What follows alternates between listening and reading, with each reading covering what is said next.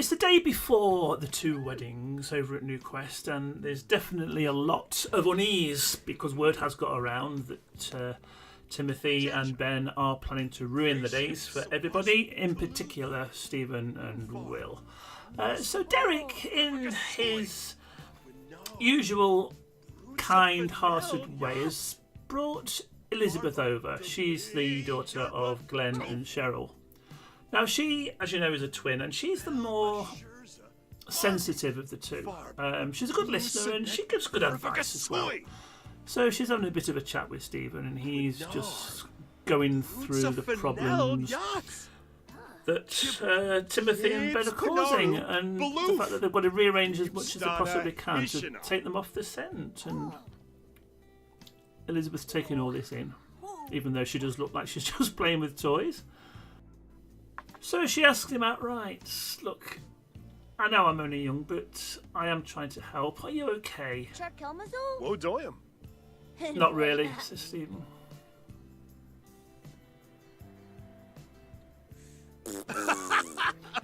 So Elizabeth tries to lighten the mood.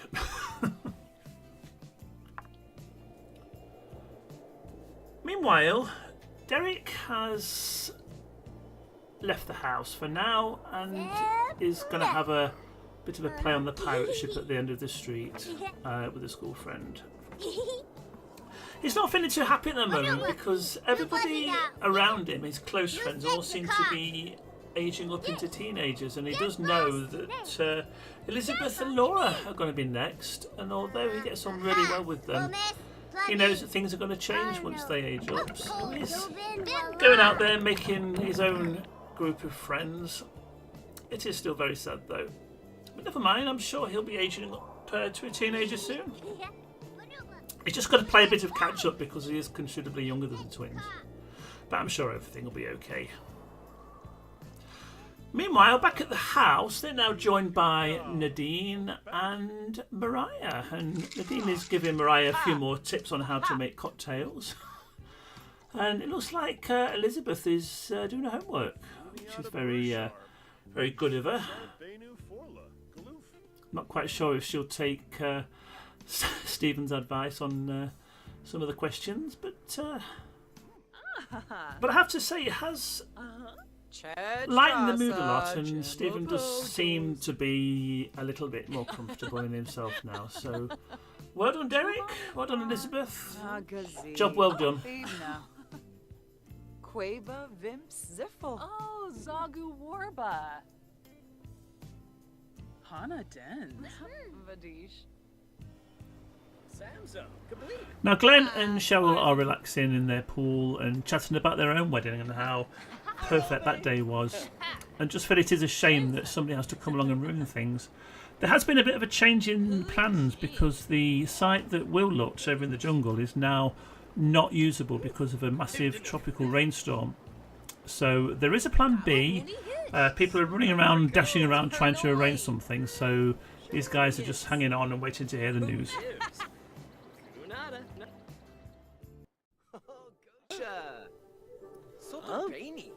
Meanwhile, over at Ben and Timothy's, they are arguing again. Real clash of personalities here. They don't know where Stephen and Will's wedding is going to be and what time, so they don't know how to sabotage it. So Ben says, well, I will give Shirley a call. She'll tell me. So Shirley is saying, yes, it's all going ahead. It's over at the church at Brindleton Bay at 10 o'clock. Are you going to come along? And Ben's saying, yeah, well, I might stand at the back and watch for a little bit. So, right, see you there then. So then Shirley is straight on the phone to Linda, saying, right, it's all sorted. I've told Ben that Stephen and Will's wedding is going to be at 10 o'clock at Brindleton Bay.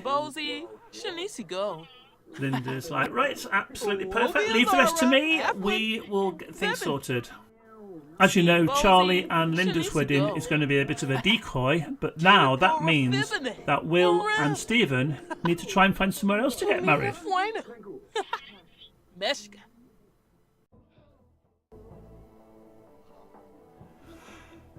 Now, Shirley is fully aware that she needs to act on the information that she has. that she knows where Ben and Timothy are. Now, she does have a plan. She's come to a bar at Brindleton Bay, which is frequented by aliens, because she needs to let them know that she knows where they are and what's going off. So she's bought herself a drink and she's going to sit and wait and see if any aliens come in. But in the meantime, somebody's come and sat at the bar and is making small talk with her. So she's just passing the time now and having a chat with him, and also at the same time looking at the door to see if an alien should come in so she can have a chat with him. Because she does need to make contact with somebody up on the planet Sixum.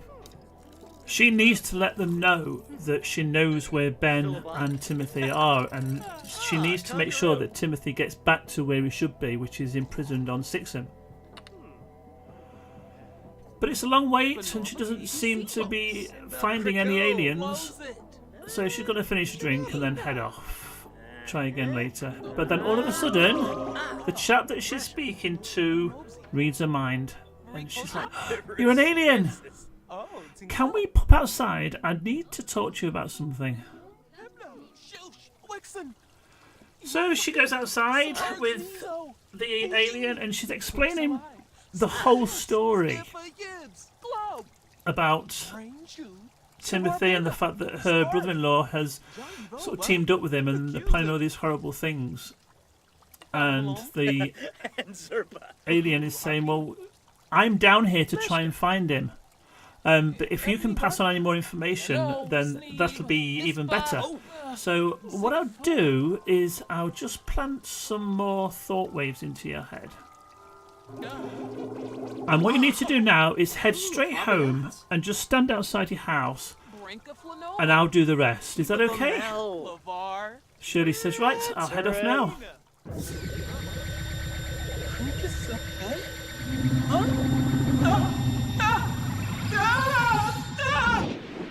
So Shirley is transported to the planet Sixum.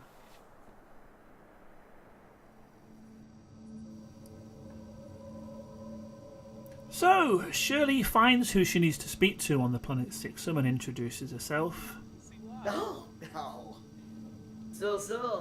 And then goes on to say that she has some information on Timothy and tells him the whole story of where he is, what he's doing, who he's doing the deeds with, and the alien is very, very interested to hear this because Timothy was in his care while he was up here, and he did break free, and he also removed the tracer that they put on him, so they had absolutely no idea where he was. So the alien thanks Shirley for the information and has given her a number to call, so if she identifies them and finds where they are, she needs to give them a call and they will do the rest. They will transport him back up to Sixum. So with this knowledge, Shirley heads off home. She's got a lot to do.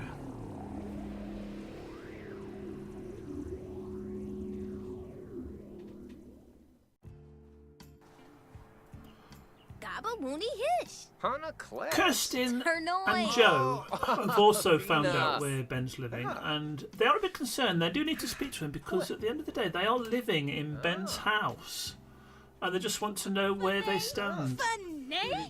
So Kirsten is really angry that he hasn't been in touch, so she does have a bit of a go at him, and Joe does as well, saying, "Look, you can't just leave us here, you know, you've got to let us know when you're coming home. Are you coming back?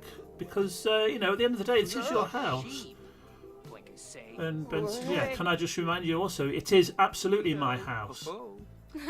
So Kirsten and Joe are out of the house now and saying, "Well, you know, at least we've seen him anyway." But Ben comes out and says, "Right, I want you out of the house by the end of the week. You're not friends. You're just sponges.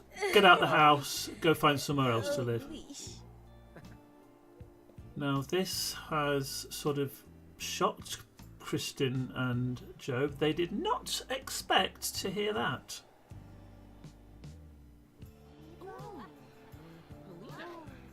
It's 5 o'clock in the morning and Stephen and Will have decided that the only way they can actually get married without any disruption is to go deep into the desert at a ridiculous hour and do it there. It's not what they planned, but they've got the support of their friends who are the other residents of House of Doom. They've got up early and they're going to do their best to make sure that Stephen's day and Will's day is the best it can possibly be. Like I said, it's not what they planned, but really, they've got no choice.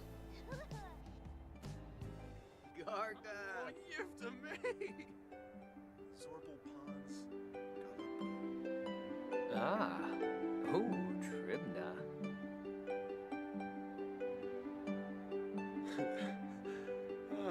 Fuba. The Melps. Septa. Schwabe. Oh, Badish. Fleazok Verobe. Buche.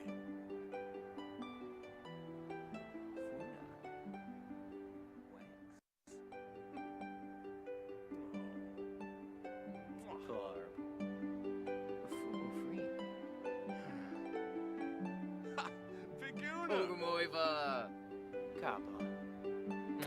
Vidish. Oh, Vombo de Mebs.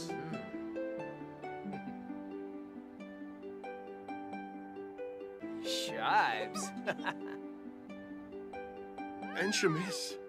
Amujo Scoons. Mitzel de Roy. Oh. Podsna Merge. Binkoya. Fuma.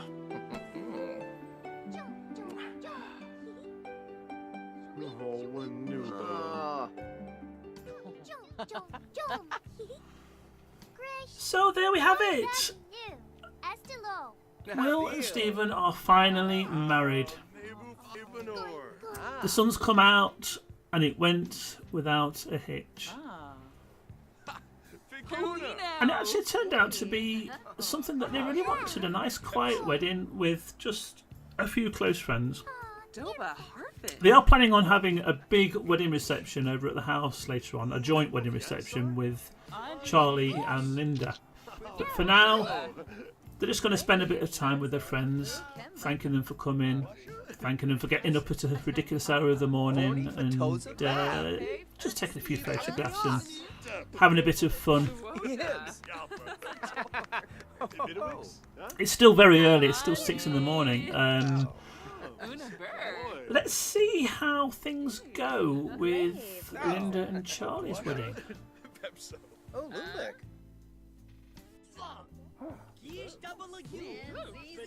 Charlie and Linda are briefing their guests on what they have to do.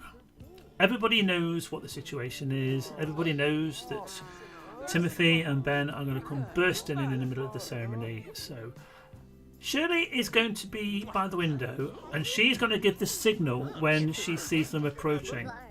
And the guests have been told to be as rowdy and as noisy as possible so that they really do know that they've made the mistake.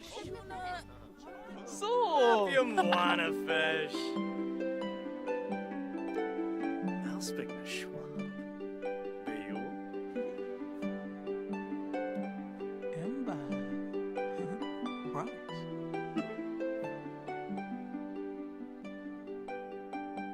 Epney.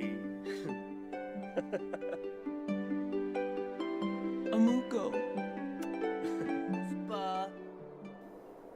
Kilos of So, Timothy and Ben have arrived, and as usual, they're having an argument about what to do next. Creech.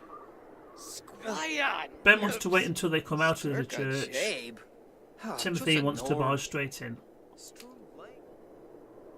Looks like Timothy's got his way. They're barging in. Now, what can they see? Well, this is what their view is. A very noisy, chatty wedding, and clearly that is not Will and Stephen at the altar.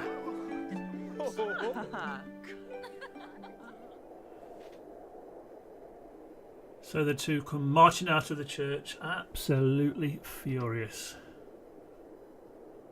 Even the dog doesn't want to talk to them. Play Ponka. Yibs. But who's to blame for this mess? Well, Mooching. Timothy's blaming Blame Ben. Dwayne. Ben is blaming Timothy. And Love it. yet again, they're having another blazing row. And I'm wondering what to do next. What could they possibly do that is going to cause maximum impact? So, after a lot of swearing and a lot of arguing, they have decided that the next port of call would be to sabotage the wedding reception. They're assuming it's going to be over at the House of Doom. After all the best parties are. Now, back to the wedding. Ha, Emba, what's snow to do? Fribs. Hurry, shoob! They know what's up. Way Palachube Dibona. Ha, Ibna. Bruno McClave.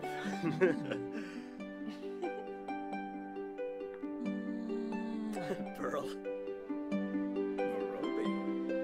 Chubo.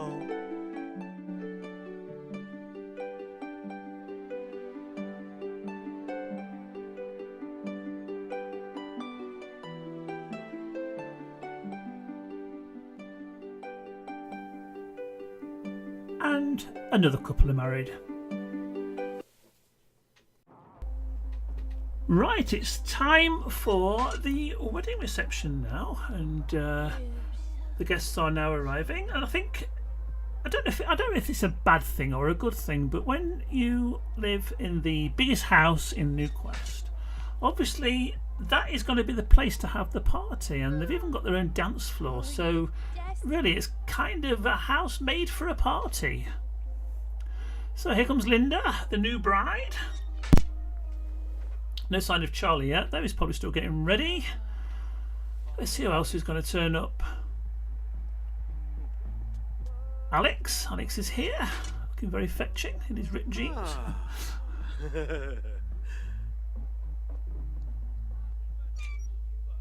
There's Hannah. And Shirley. Oh, here comes Richard. He's doing the drinks tonight, I believe.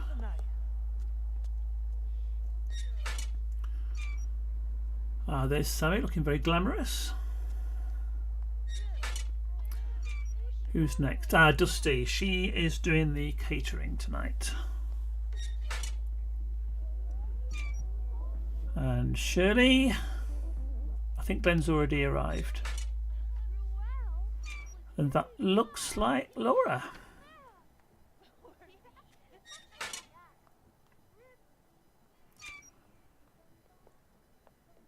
And there's Jack. Here comes Charlie. Looking very fetching in that red shirt. And somebody appears to have upset Brad. He is not happy. I hope he cheers up soon. Right, let's get this party started.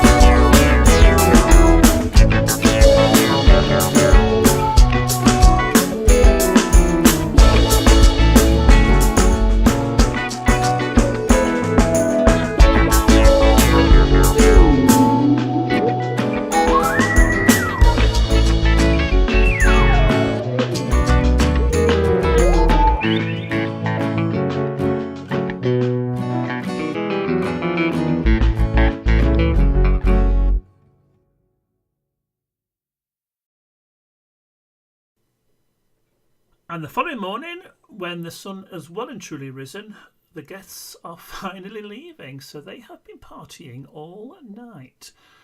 It must have been a good party then. Why shouldn't it be a good party? It was a double wedding reception and it seemed to go off without a hitch. No interruptions from Ben or Timothy.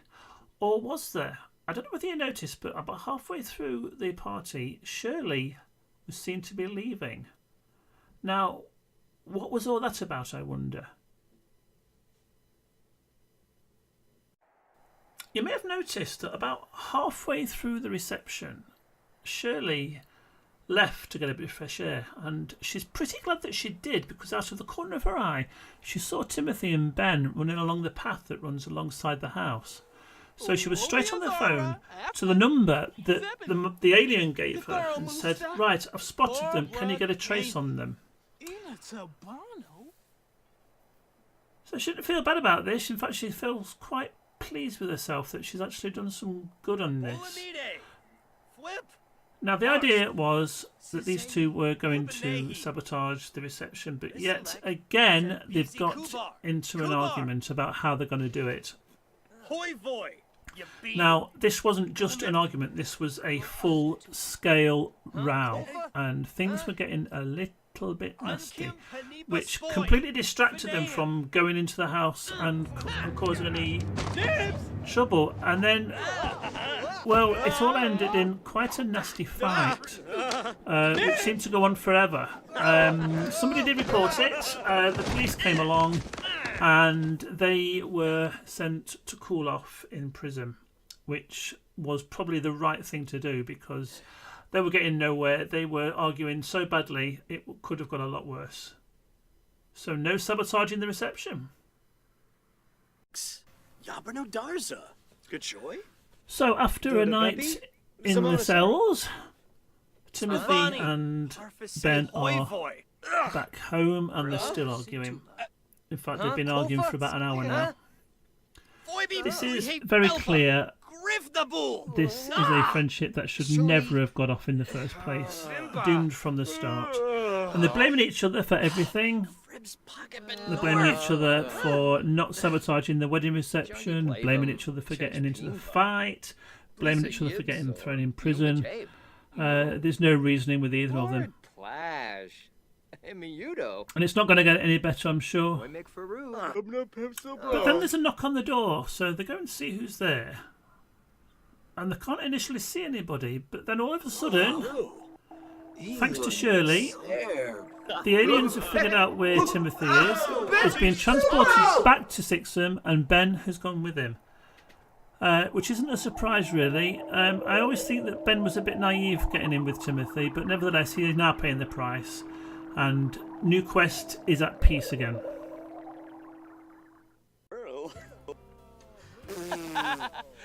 So word has got around now that Timothy and Ben have been transported up to Sixham and they will not be coming back this time. So the two pairs of newlyweds are having a bit of a meal together and they're having a chat about their days yesterday and how non-traditional and a little bit unusual their weddings were. You know, one was 5 o'clock in the morning in the middle of the desert. The other one was purposely disrupted and they knew that it was going to happen. But at the end of the day, they're married and they're happy and they're having a bit of a laugh about it now because of the way everything turned out. But I think more than anything, they're just so relieved that Timothy and Ben are now out of the picture. It was causing a lot of disruption, as you all know. So they're going to settle down and have something to eat and something to drink and just celebrate the fact that they can now move on from all that and enjoy whatever the future holds for them. And in typical fashion, it's only a salad, but Linda doesn't like it. I wonder if there's any food she does actually like. Now, it's getting close to closing time because, like, as you can see, the lights are going out. But they're going to sit and finish their meal and the drinks first. We'll leave them to enjoy that. It's pretty windy outside. But nevertheless, they're having fun, and that's the main thing.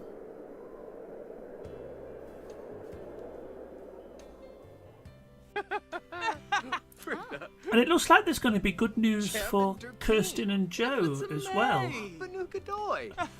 Shirley's gone over to explain what's happened with Ben, and she's told them that if they want to stay in the house, then they're more than welcome to. With all the disruption that Ben has caused, it's the least she can do.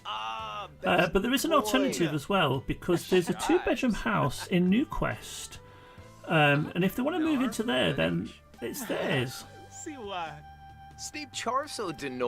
So Kirsten and Joe are having a bit of a chat, and they're both saying, well, you know, we're settled here, but I don't think it'll be any issue if you at least had a look at the house. So Joe says, well, why don't you bring it up on your phone? And we'll have a look and see if we can get any details from there, because I don't know about you, I just don't feel comfortable staying here anymore, not after what Ben said and what Ben's done. There's too many unhappy memories, and they far outweigh the good memories. So I think we should at least give it a try.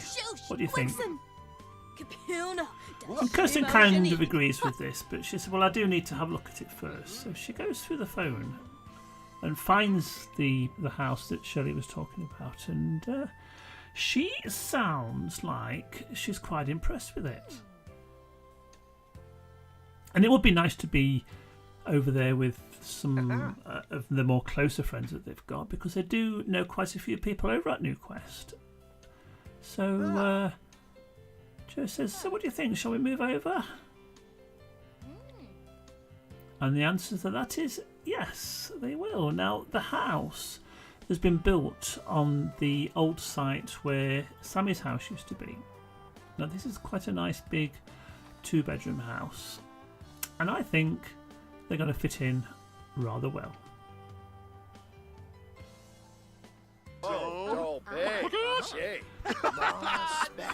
Now, this could potentially be a bit of an awkward meal.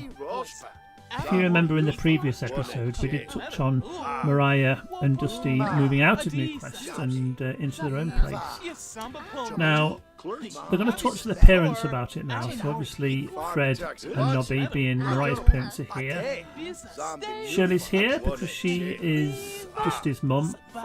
And Mariah's also brought Nadine over because Nadine is the one person that she gets some exceptionally well within the house, and she kind of considers her as a mother. So they are having a bit of a small talky type chat at the moment, and then Dusty bites the bullet and starts putting the case forward and saying, look, you know, we are growing up, we are young adults now, and, you know, we can't stay in Newquest forever.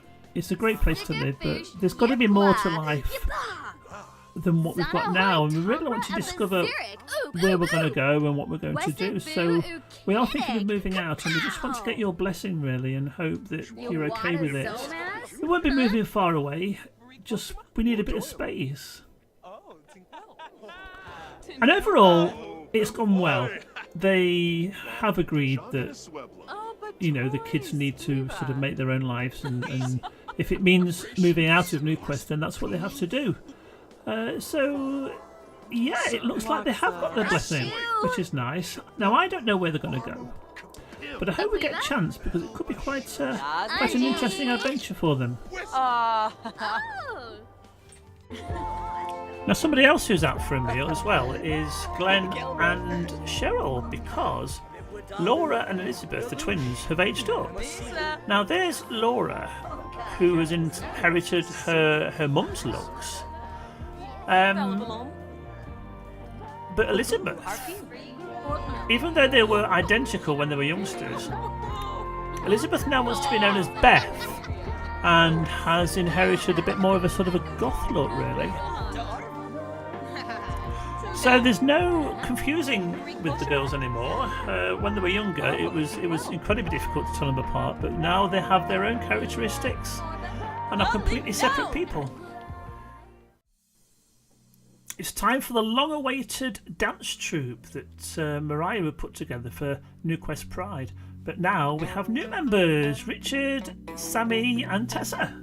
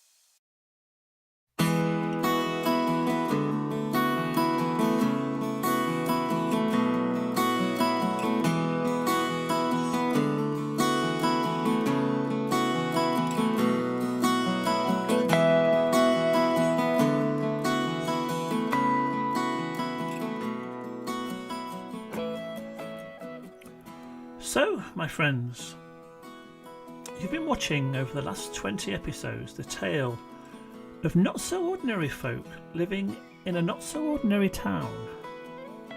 We've seen a share of births, marriages, even a death. We've seen a divorce, a kidnap, alien abductions, blind dates, happy endings. But it doesn't end there. There's still so much more to tell. So there's going to be a second season later this year. You've been watching the Newquest Chronicles. Thank you so much for your support.